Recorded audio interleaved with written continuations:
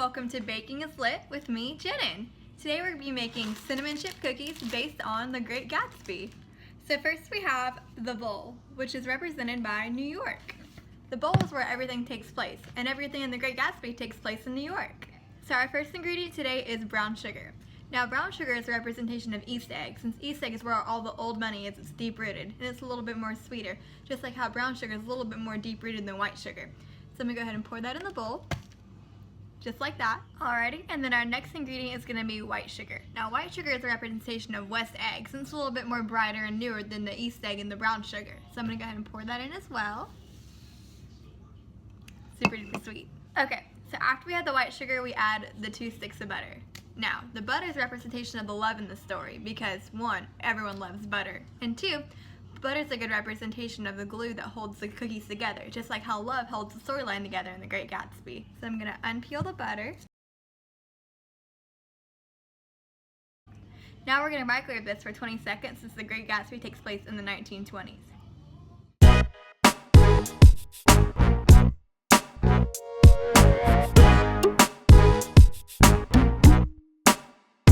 Okay, so the next ingredient for our cookies are the baking powder and the baking soda. Now, the representation for the baking powder and the baking soda are George and Myrtle Wilson. Now, they might be minor characters in the story, but without them, it wouldn't be the same, and they definitely help the plot rise up just a little bit. So you're going to go ahead and add just a little bit of baking powder, and just a little tiny bit of baking soda as well. Okay, so now we're going to take what we have right now and blend it all up real quick. Okay, so for our next ingredient we have the eggs, and the eggs are represented by Tom Buchanan. See, eggs are pretty necessary to the story. However, they can get a little messy, but everyone loves eggs.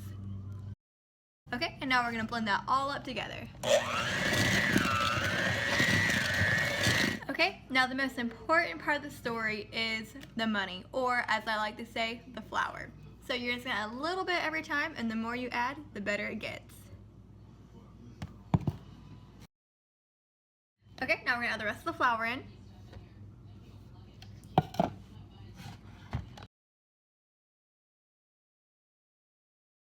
Okay guys, so we're almost there. So we're going to add our second to last ingredient, which is just a little bit of vanilla. And that vanilla is represented by Miss Daisy Buchanan because she is just so sweet. Just like this vanilla. Okay, so the last part, and in my opinion the most important part, are the cinnamon chips. So you're going to open the bag of cinnamon chips and pour them in. Looking good. And then you're going to fold them into the batter, all nice and gently. Now, the cinnamon chips are a representation of course, Gatsby himself, because they're what makes the cinnamon chip cookies the cinnamon chip cookies.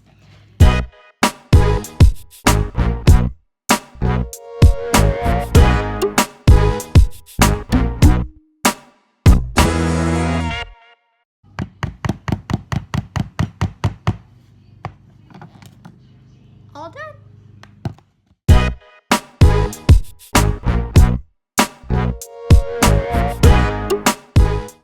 So look at all those beautiful cookies. Alrighty, so now y'all know how to make cinnamon chip cookies, and y'all know a little bit more about the Great Gatsby. Enjoy!